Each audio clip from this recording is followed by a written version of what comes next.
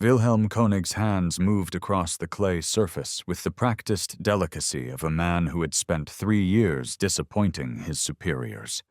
The jar emerged from the trench in fragments, terracotta the color of dried blood, unremarkable in every way that mattered to Berlin.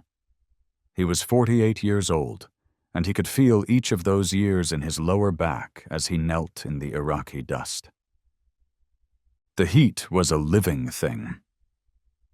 It pressed down on the excavation site at Kujut Rabu like a hand over a mouth, 15 kilometers southeast of Baghdad, in a landscape that looked like God had given up halfway through creation.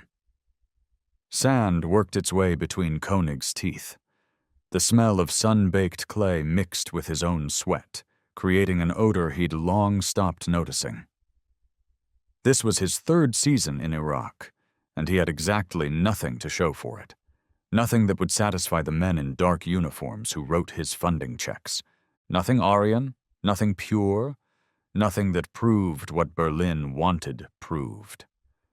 The Iraqi workers moved efficiently through the trenches around him, their movements economical in the afternoon heat. König trusted them more than he trusted most of his colleagues back in Berlin. They didn't ask him to find impossible things. They simply dug.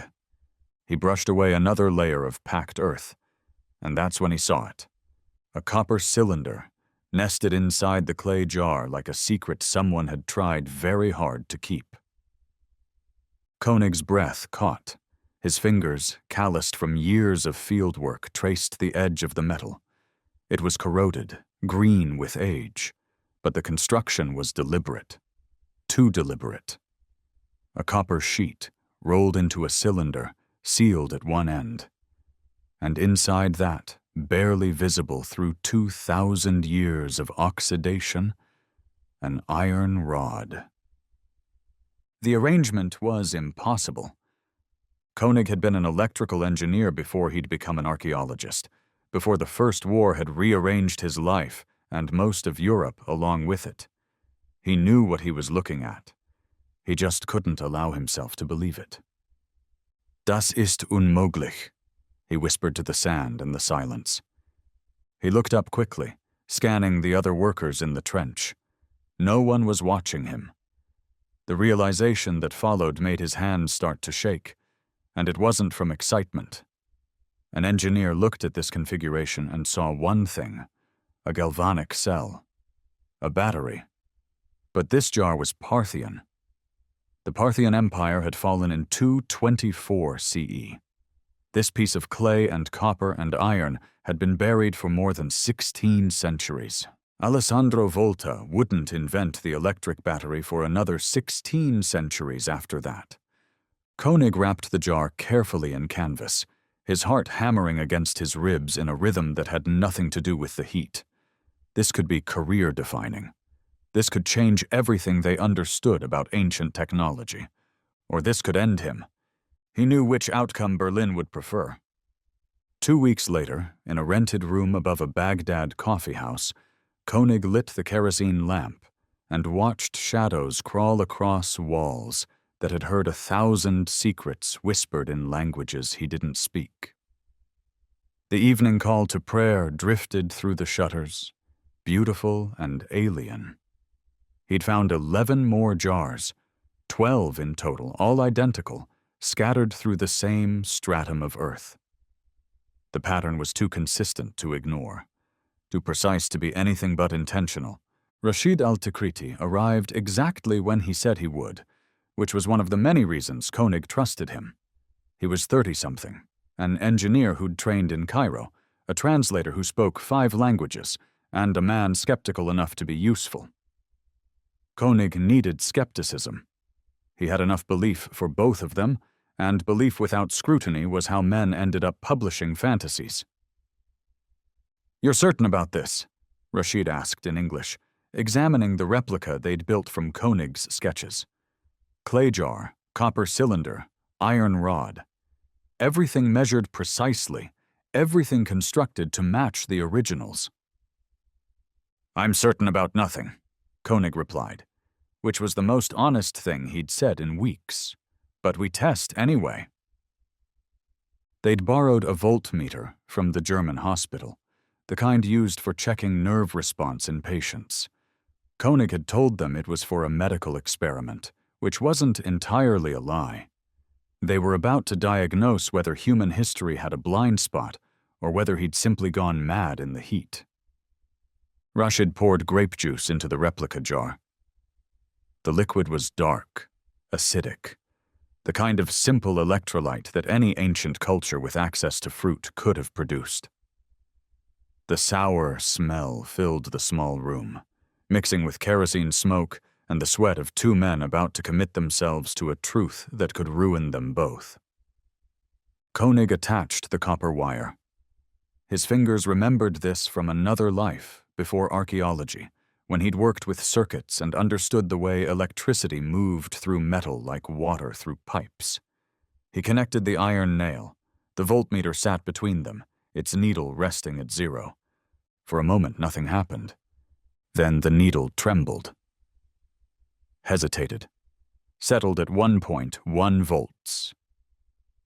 Ya Allah, Rashid breathed. It works. König stared at the reading and felt the floor of everything he understood drop away beneath him. The Parthian Empire had flourished along the Silk Road, had mastered glass-blowing and metallurgy, had built an empire that stretched from the Mediterranean to India. They had been brilliant. But this was electricity. 2,000 years before Volta. 2,000 years before anyone was supposed to understand that copper and iron and acid could trap lightning in a jar. "We have to be certain," König said, though his voice shook. "We run it again. Different acids, vinegar, wine, anything that might have been available to them." They tested for 3 hours. Every configuration produced voltage. Every combination worked. By the time they finished, there was no doubt left to hide behind. Rashid looked at König across the makeshift laboratory, and König saw his own fear reflected back. "What are you going to do with this?" König had no answer. Outside, in the alley below, he heard footsteps. Heavy boots on cobblestones, the particular rhythm of men who walked like they owned the ground they stood on. German boots. The Nazi Party's liaison officer had been asking questions about König's work, asking what he'd found, asking whether he'd discovered anything that proved the superiority of Aryan engineering. König looked at the voltmeter, still reading 1.1 volts, and thought about what would happen if he told them the truth. That the most sophisticated electrical technology he'd found in 3 years of digging had been built by Persians, by people Berlin had decided were inferior. Rashid stood very still, listening to the footsteps in the alley. "If they find out what this is..." He didn't finish. He didn't need to. They both understood that some discoveries were too dangerous to make, that some truths cost more than they were worth. The footsteps faded into the Baghdad night. König carefully disconnected the wires and poured the grape juice into the gutter. But the voltage reading stayed burned into his mind, precise and undeniable. 1.1 volts. Proof of impossible things. König published in 1938, and he chose his words the way a man chooses his footing on crumbling ground. Electric Apparatus from Ancient Mesopotamia was the title. Carefully neutral, deliberately vague. He described the construction without claiming function. He presented measurements without drawing conclusions. He offered his engineering analysis, and then stepped back, hands raised, as if to say, "I only report what I found. Make of it what you will." The academic community made of it exactly what König feared they would. At the Vienna conference that spring, his presentation was met with polite dismissal and impolite laughter. Colleagues who'd once respected his fieldwork now avoided his eyes. One professor, a man König had studied under years ago, pulled him aside in the musty conference hall and whispered the question that ended König's career. "Why are you trying to make primitive people into Aryans?" König stood very still, breathing in the smell of old books and older prejudices, and understood the trap he'd built for himself. If he proved that ancient Middle Eastern cultures had achieved electrical technology, he undermined everything Berlin wanted to believe about racial hierarchy. If he succeeded in his research, he failed at his politics. And in 1938, failing at politics was not a survivable mistake. He sat in his hotel room that night, scratching careful notes on paper with a pen that felt heavier with each word, and listened to the static crackle of the radio bringing news of the Anschluss. Austria had fallen. The borders were moving. The world was rearranging itself according to principles that had no room for inconvenient truths about Persian batteries. König gathered his research notes, his careful drawings, his voltage measurements. He packed them in a leather case and sealed it with wax. He shipped the original jars to the Baghdad Museum, where they would gather dust in storage, forgotten. He wrote one final entry in his private journal, the one he kept separate from his official field notes, the one he never intended anyone to read. Some truths are too expensive to prove.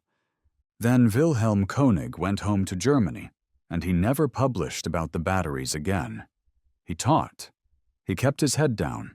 He survived the war by making himself forgettable.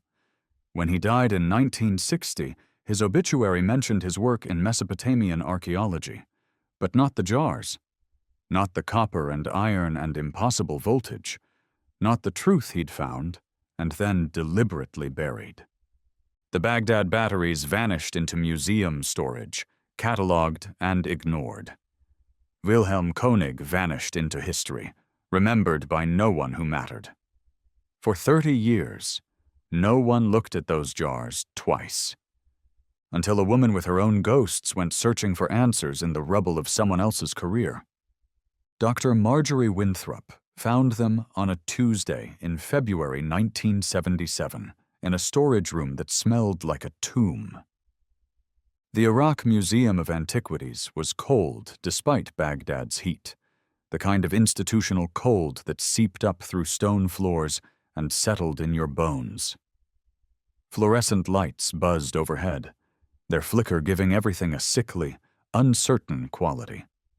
Winthrop was 42 years old, recently divorced, and rebuilding a career that had crumbled along with her marriage.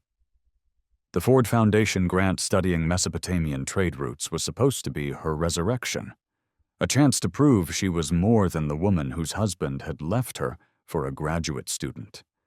She'd wandered into the storage room looking for pottery samples. What she found instead were 12 clay jars on a shelf so dusty they'd clearly been forgotten by everyone who mattered. The curator followed her in, an elderly man who moved with the careful precision of someone who'd survived too many regime changes. He saw her examining the jars and made a dismissive gesture. "Oh, those. The Nazis' fantasy batteries." Winthrop's hand froze halfway to the nearest jar. Batteries? Some German archaeologist in the 30s. König, I think. He claimed they were electrical devices. The curator smiled apologetically. No one took him seriously. Winthrop lifted one of the jars. The weight of it settled into her palms, solid and real. She could see the copper cylinder inside, the iron rod, the deliberate construction.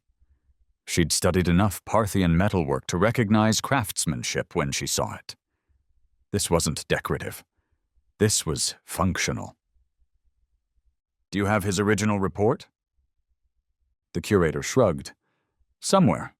Most of the German records from that period are incomplete. The war, you understand." She found König's paper that evening in the museum's archive, photocopied on cheap paper that was already yellowing. Electric Apparatus from Ancient Mesopotamia. The title was cautious, the language carefully neutral, but the measurements were precise. Voltage calculations that matched modern galvanic cell theory perfectly. König had known exactly what he was looking at. He'd just been too afraid to say it plainly. Winthrop read the paper 3 times, sitting in her hotel room with cardamom tea going cold on the nightstand. In the margins of König's field notes, copies of copies, barely legible, she found something everyone else had missed. A line crossed out so heavily the pen had torn the paper. She held it up to the lamp, squinting at the damaged text. Beneath the scribbles, barely visible. If they built this, what else did they build? And below that, in different ink, added years later, "Don't follow this path." Winthrop's hands started to shake, not from fear, from recognition. She knew exactly what König had felt, staring at voltage readings that shouldn't exist. The horrible thrill of discovering something true that no one wanted to believe. She photographed everything, took measurements, made sketches, and when she left Baghdad 3 weeks later, she carried detailed specifications for building an exact replica of a 2,000-year-old battery. The University of Michigan's chemistry lab smelled like copper sulfate and institutional funding. Winthrop had talked her way into lab time by framing it as materials analysis for her high trade route research, which was technically true if you squinted hard enough and ignored her actual intentions. She'd built 3 replicas using authentic Parthian materials. Terracotta fired at historically accurate temperatures, copper sheet rolled by hand, iron rod forged without modern alloys. The first test was with vinegar. The voltmeter, digital this time, not the analog needle König would have used, registered 0.9 volts. She tried wine, 1.2 volts, citrus juice, 1.4 volts, saline solution, 1.1 volts. The combination that worked best was lemon juice mixed with copper sulfate solution. The meter held steady at 1.8 volts, sustained, reliable, undeniable. The acrid smell of copper sulfate made her eyes water.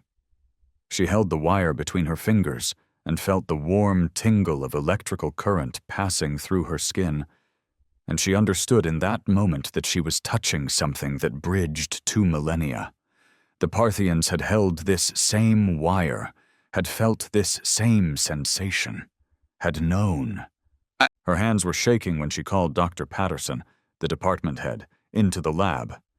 He came reluctantly, clearly expecting this to be another wild tangent from the divorced woman who was taking up valuable lab space. But when she showed him the voltage readings, when she demonstrated the consistency across multiple trials, his expression shifted from skeptical to carefully neutral. "It's interesting," he said, which in academic speak meant he didn't want to commit. "It's revolutionary," Winthrop countered.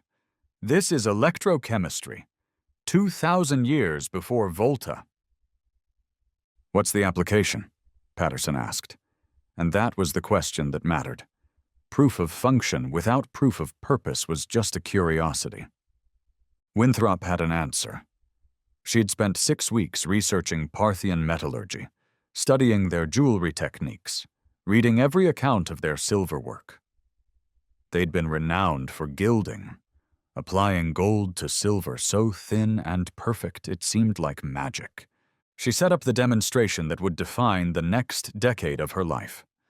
A copper bowl, a solution of gold chloride dissolved in water, the battery connected with copper wire. She flipped the switch. The gold began to form on the copper surface almost immediately, a thin layer that gleamed under the fluorescent lights.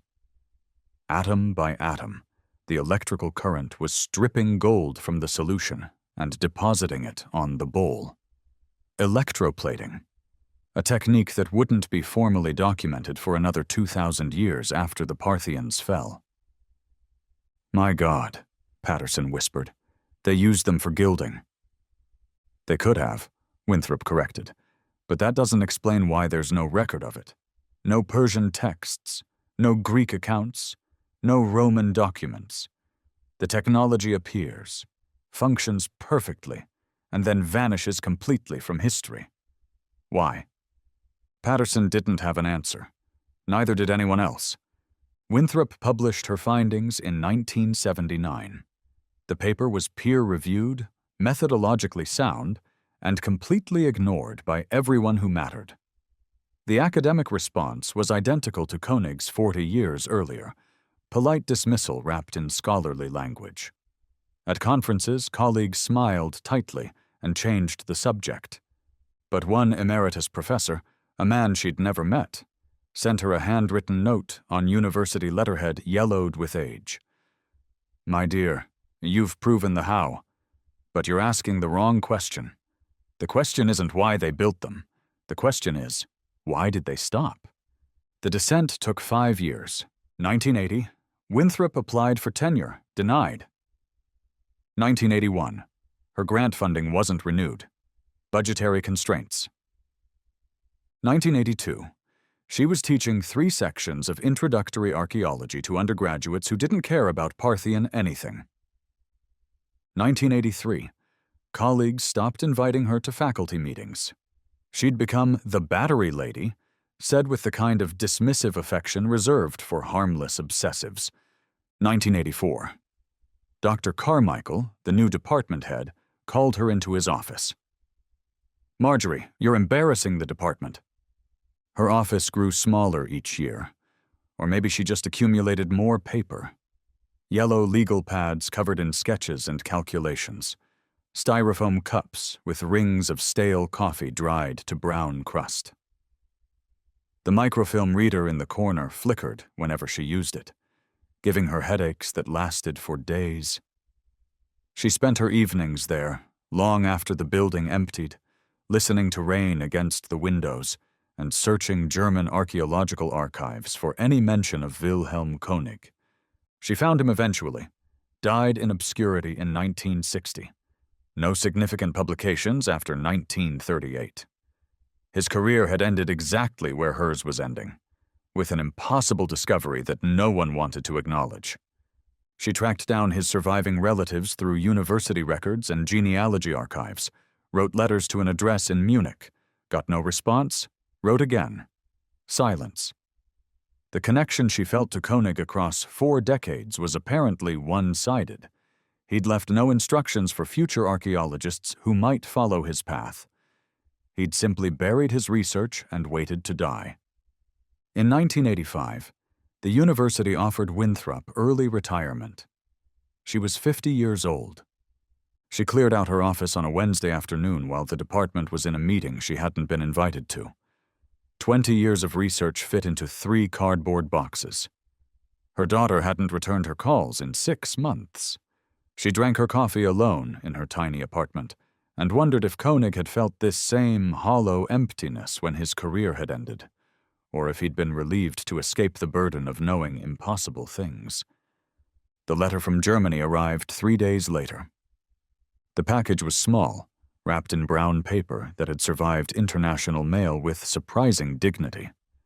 The return address was Munich, from someone named Klaus König, Wilhelm's great-nephew, according to the enclosed note, written in careful English. "My father died last month. While clearing his estate, I found a box marked Kujut Rabu. Inside were papers belonging to my great-uncle Wilhelm. He left instructions that they should never be published, but I think perhaps they should go to someone who understands what he was trying to do. I found your name in his correspondence. I hope this reaches you." Inside the box was a leather-bound journal, its pages yellowed but intact. The smell of aged leather and mildew hit her as she opened it, the particular scent of organic things slowly surrendering to time. König's handwriting was precise, cramped, urgent. German mixed with English, technical sketches in the margins, voltage readings recorded with obsessive detail. Winthrop's hands shook as she turned the brittle pages. Winter wind rattled her apartment windows. She wrapped herself in a blanket and read by lamplight, and felt König's presence reaching across 48 years of silence. His private notes were far more detailed than anything he'd published. He'd tested dozens of configurations, achieved up to 2.3 volts with optimized electrolyte solutions, documented systematic variations in materials and construction. This wasn't preliminary research. This was complete, rigorous, publishable science. But buried in the technical documentation was something darker. König had found evidence that the batteries had been deliberately dismantled, iron rods removed carefully, copper crushed and scattered, the jars broken in ways that suggested intentional destruction rather than accidental damage. Someone in the 3rd century had worked systematically to erase this technology. She found the entry dated August 1937. König had interviewed an elderly Iraqi metal worker, a man whose family had lived near Kujut Rabu for generations. The old man had told him a story his grandfather had told him, passed down through the centuries until it became legend. The jinn fire that angered the gods. Our ancestors learned to trap lightning in clay jars, but it brought plague and madness. The priests declared it heresy. The makers were punished. The knowledge was forbidden. König's analysis followed. They understood it was dangerous. Not physically dangerous, the voltage is too low to harm. Philosophically dangerous. Technology that seemed like magic would threaten religious authority. Better to destroy it than to explain it. Winthrop read the passage 3 times, her coffee cup cold in her arthritic hands. Greek fire's formula had been deliberately destroyed. Damascus Steel's technique had been deliberately lost. Knowledge wasn't always forgotten by accident. Sometimes humanity chose to forget. Sometimes forgetting was survival. The final entries in König's journal were dated March 1938, 2 weeks before the Anschluss. Rashid is dead. The official report says construction accident. I know better. He was asking questions about the batteries in the wrong places, to the wrong people. Someone wanted him silent. I am being watched. My rooms have been searched. I cannot publish the full research without endangering others who helped me. I will hide this journal and the remaining documentation. Perhaps someday, when the world is saner, someone will find it. If you are reading this, you have ignored that prayer. You have followed the path I begged you not to follow. I am sorry for what it will cost you. Some truths are too expensive to prove. Some questions should remain unanswered. God help you. Winthrop sat in her apartment in Ann Arbor, Michigan, holding König's journal in her lap, and understood that she'd spent 10 years proving something that König had already proven, that she'd sacrificed her career for knowledge that someone in the 3rd century had decided was too dangerous to keep, that she had lost everything to find batteries that humanity had already found once, used briefly, and then deliberately destroyed. The question wasn't why the Parthians had built them. The question was why they'd stopped. And why, 23 centuries later, no one wanted to remember the answer. 18 years passed. Winthrop watched them from the margins, a ghost haunting the edges of academia she no longer belonged to. She wrote her book, The Batteries They Chose to Forget, and accumulated 17 rejection letters from publishers who all used variations of the same phrase, not commercially viable. She published articles in obscure journals read by no one. She gave talks at community colleges to audiences of 12. She lived on a pension that barely covered rent in a 1-bedroom apartment where the radiator clanked and the neighbors never learned her name. And then, in April 2003, the world turned its attention to Iraq. Winthrop was 68 years old, sitting in her living room watching CNN with the volume too loud because her hearing had started to fail. The invasion had been swift. Baghdad fell in 3 weeks. And in the chaos that followed, while American tanks secured oil fields and government buildings, the Iraq Museum of Antiquities was left unguarded. She knew what was going to happen before the footage appeared on screen.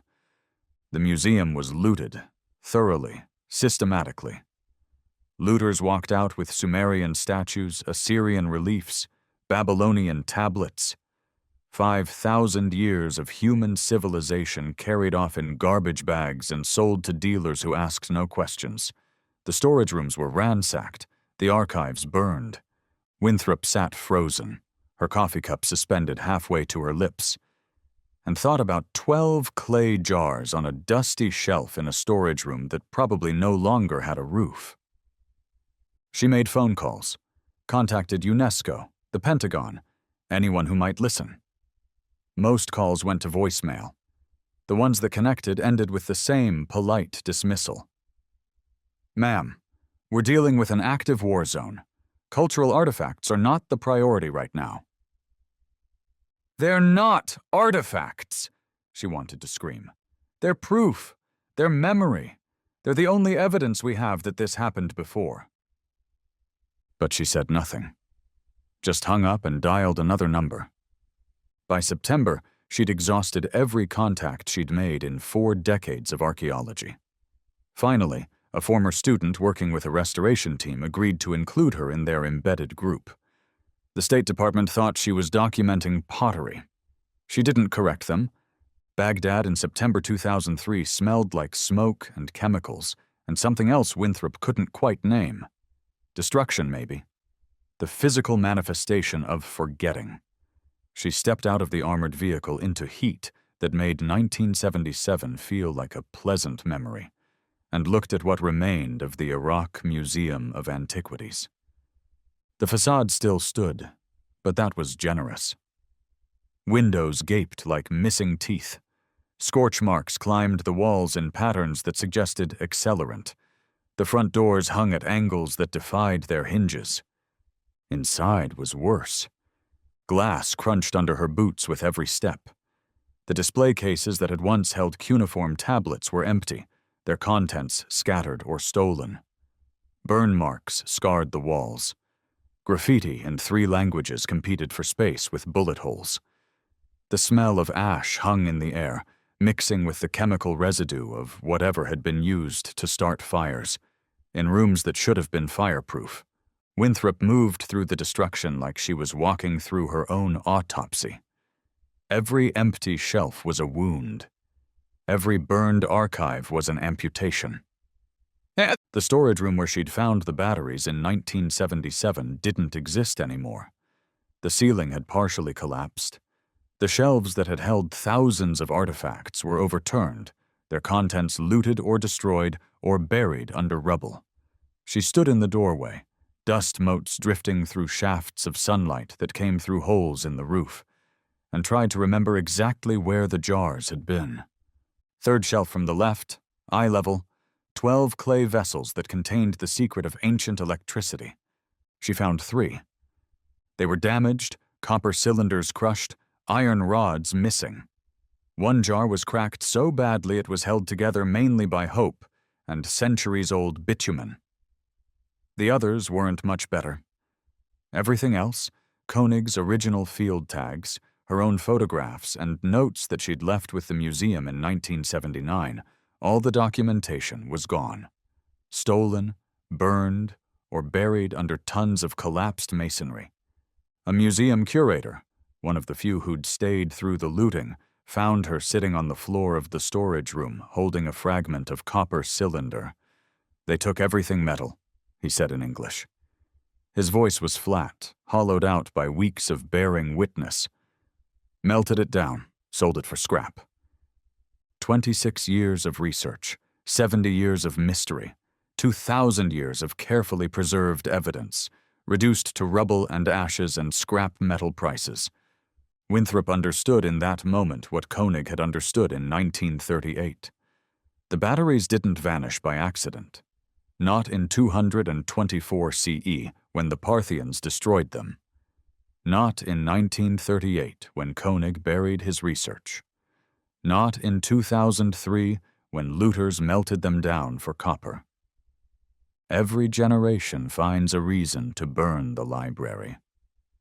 She returned to Ann Arbor with the 3 surviving jars, carefully packed and documented, shipped through military channels under cultural heritage protection laws. They sat in her apartment for 2 years, wrapped in foam, waiting for a museum that would accept them. No one was particularly interested in damaged artifacts with incomplete provenance from a disgraced researcher. In 2005, her television brought her the vindication she'd stopped expecting. The show was called Mythbusters. Winthrop had never heard of it, but her neighbor's daughter mentioned it one day in the elevator, said they were testing whether the Baghdad batteries actually worked. Winthrop found the episode online, watched it on her laptop with the volume turned low because the host's enthusiasm felt obscene. Adam Savage, a special effects expert with more energy than any human should possess, built replicas of the batteries, used multiple electrolytes, tested different configurations, generated measurable voltage with every single one. "The myth is confirmed," he announced to the camera, grinning like he'd discovered fire. "The Baghdad batteries absolutely work." Winthrop sat in her darkened living room, watching the glow of the screen reflect off her arthritic hands, and felt nothing. Not triumph, not vindication. Just a hollow acknowledgement that proof had finally arrived too late to matter. The academic community shifted after that. The electroplating theory became accepted. Papers were published, carefully worded, full of caveats, but published nonetheless. Conferences included panels on ancient electrochemistry. Winthrop was invited to speak, occasionally introduced as the researcher who confirmed König's controversial theory. She declined most invitations. The few she accepted, she spent explaining that proving the mechanism was never the mystery. The mystery was why an entire civilization developed electrical technology and then deliberately destroyed it. Why knowledge that could have revolutionized their world was instead erased from every text, every account, every memory. They proved the how, she told a small audience at a community college in 2007. Her voice was hoarse, her hands shaking. But they didn't prove the meaning. She spent her final years writing. Not the academic papers that had defined her career, but something closer to testimony. A manuscript that no publisher wanted, filled with König's journal entries and her own research and the uncomfortable truth that humanity had chosen ignorance over innovation at least twice in recorded history. Dr. Marjorie Winthrop died in 2011 at 76 in a VA nursing home in Ann Arbor. She had no tenure, no endowed chair, no memorial lecture series. Her daughter came to the funeral. 6 former students attended. The department head sent flowers, but she had understood something that took 70 years to prove. The Parthians had built batteries, and that was never the mystery.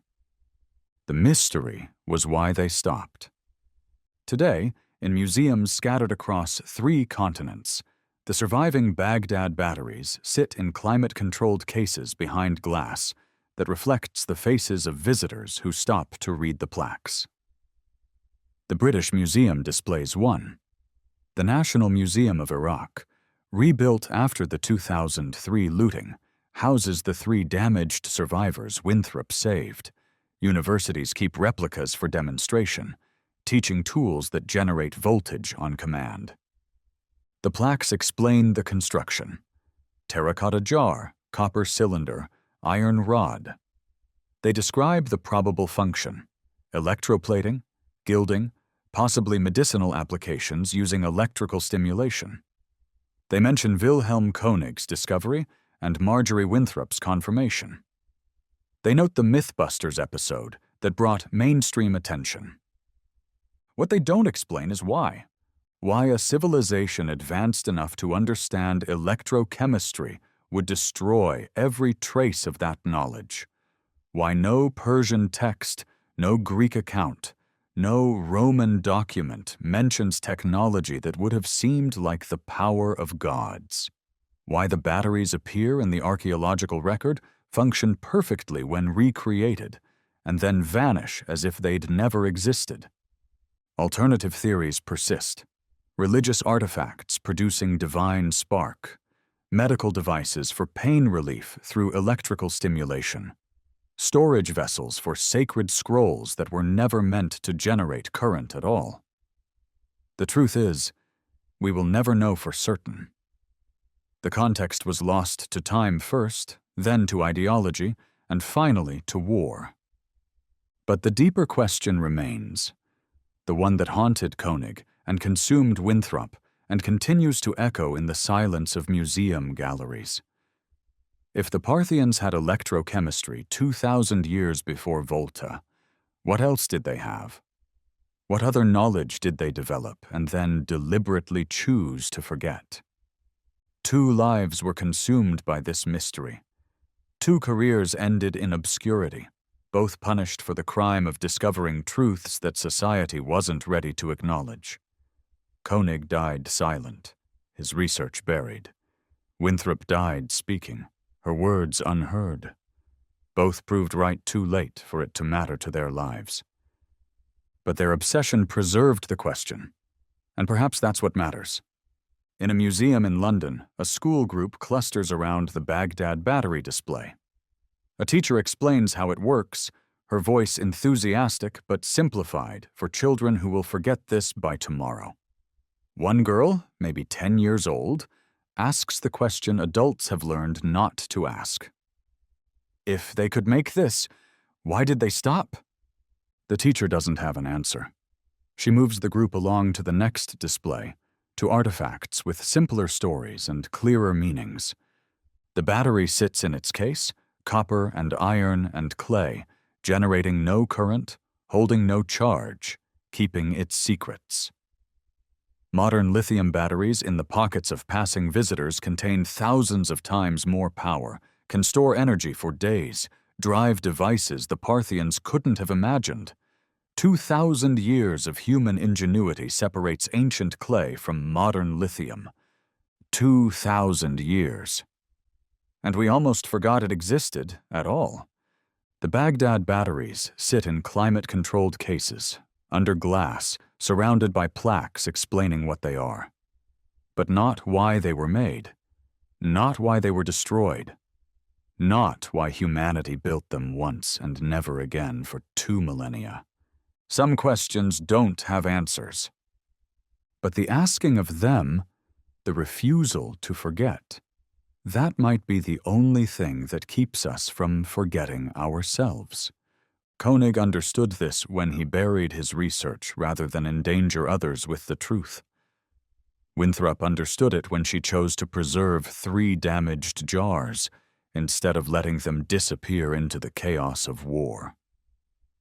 They both knew that knowledge is fragile, that memory requires constant effort, that every generation must choose whether to remember or forget. The batteries exist, they work. They prove that ancient humans were capable of more than we give them credit for, that technological advancement is not a straight line, and that progress can move backward as easily as forward. And they remind us that forgetting is always easier than remembering, that some questions are answered only to be forgotten again, that libraries burn in every century, that the choice to remember, despite cost, despite ridicule, despite the comfortable safety of ignorance, is the most human thing we do. 2 archaeologists, separated by decades, united by obsession, both punished for their curiosity, both vindicated too late to matter. But the question they asked survives them both. And as long as someone stands in a museum, looking at a clay jar with copper and iron inside, and wonders why, as long as that question lives, König and Winthrop have not entirely vanished into history. Some truths are too expensive to prove, but perhaps they're even more expensive to forget.